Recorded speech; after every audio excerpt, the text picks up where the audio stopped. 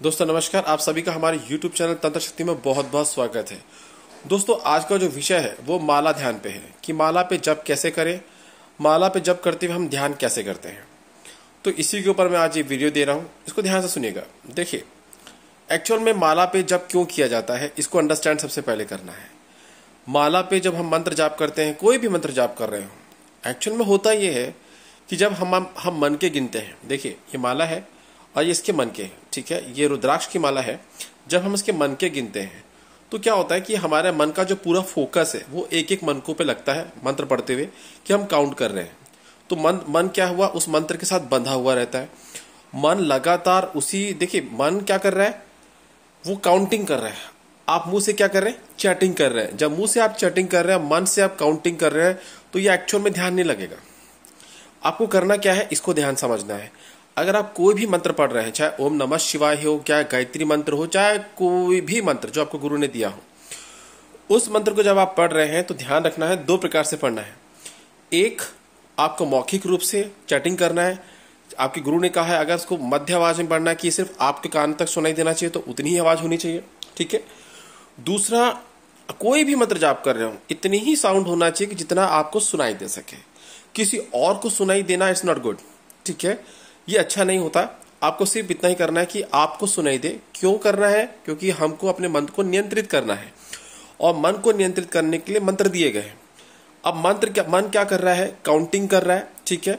अब काउंटिंग कर रहा है तो सिंपल सी बात है कि उसका ध्यान काउंटिंग में लग रहा है ना। आपका मंत्र में लगा हुआ है, आपकी चैटिंग मंत्रों में चल रही है और मन की चैटिंग काउंटिंग में चल रही है। तो मैं आपको इसी बताता हूं कि मेरे गुरु ने मुझे कैसे सिखाया था और उसका रिजल्ट भी बहुत फास्ट आता है। देखिए, जो भी मंत्र आप जबानी बोल रहे हैं, ठीक है, उसको इंटरनली भी बोलना है, मन से भी उसको रिपीट करते रहना है और सिर्फ इस पे हाथ घुमाते रहिए। ये तर्जनी जो उंगली है ना, ध्यान रखिएगा, ये अंगूठे के ठीक बाजू वाली उंगली, तर्जनी जो उंगली है, इस तर्जनी उंगली को आपको इस माला के साथ कभी टच नहीं करना है। ध्यान रखेंगे, ये उंगली इसके साथ टच नहीं होनी चाहिए, ठीक है। आप जब स्टार्ट करेंगे, काउंटिंग करना स्टार्ट करेंगे, तो ये इस प्रकार से आप इसको काउंटिंग करेंगे, ठीक है। आप 1 2 3 जैसे आप काउंट कर रहे हैं, मंत्र पढ़ते जा रहे हैं। जैसे मान लीजिए मैंने पढ़ा, देखिए मैं इस पे और कोई मंत्र नहीं पढ़ सकता क्योंकि इसमें ऑलरेडी मैं मेरे गुरु द्वारा दिए हुए मंत्र को उच्चारण करता हूं।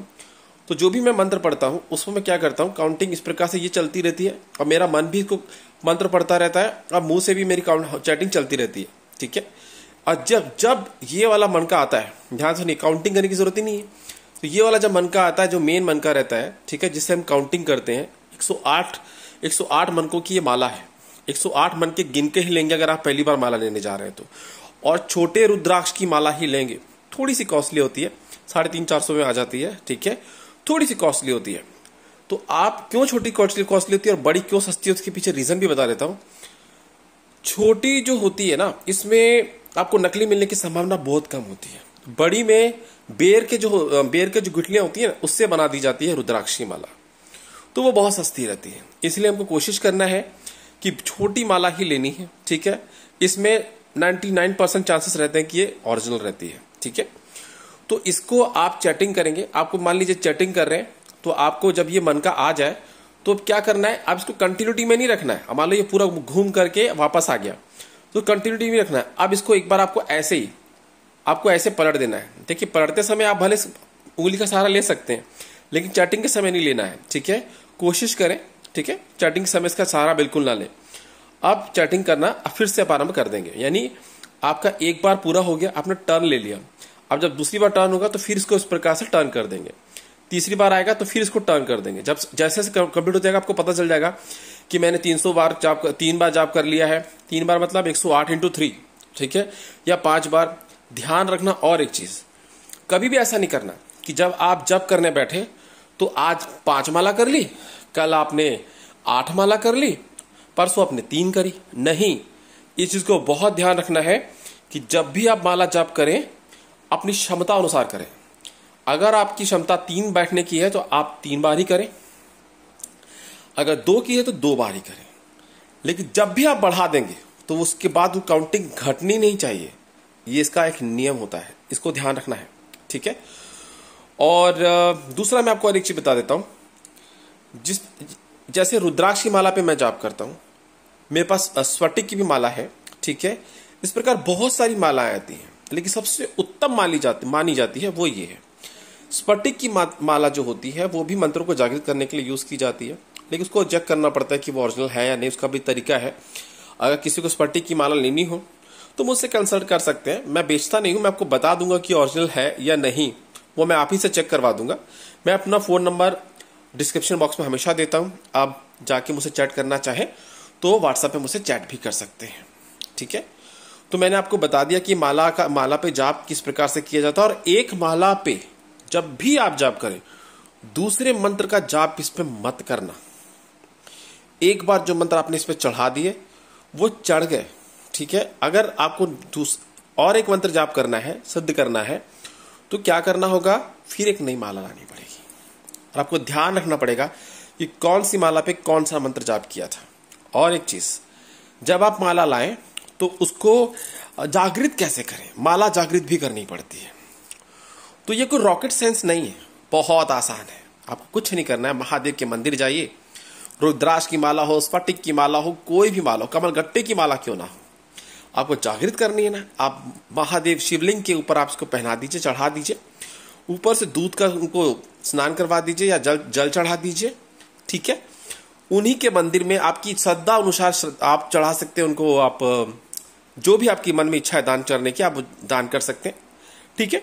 उसके बाद आप क्या करेंगे, जब आपने दान कर दिया उसके बाद मंदिर में करीब करीब 10 मिनट तक ये माला किस पे रहनी चाहिए, शिवलिंग पे रहनी चाहिए। वहां बैठिए, ध्यान कीजिए, और उसके बाद शिव जी से बोलिए कि हे प्रभु, मेरी इस माला को आप जागृत कर दीजिए। केवल सरल शब्दों में बोलना, किसी मंत्र की आवश्यकता नहीं है,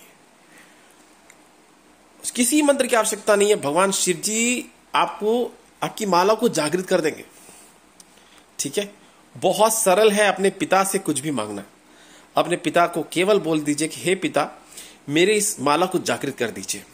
आप देखेंगे कि आपकी माला जागृत भी हो जाएगी, आप जिस मंत्र को सिद्ध करना चाहते हैं वो सफलतापूर्वक सिद्ध भी हो जाएगा।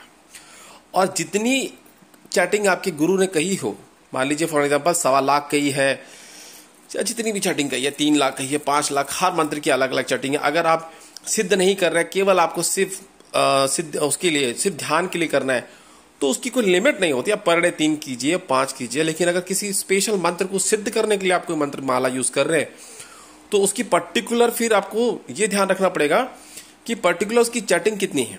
मान लीजिए 10 लाख है तो 10 लाख कितने दिन में पूरी करनी है, उसके हिसाब से डिवाइडेशन करना पड़ता है, बहुत सारी चीजें, ठीक है।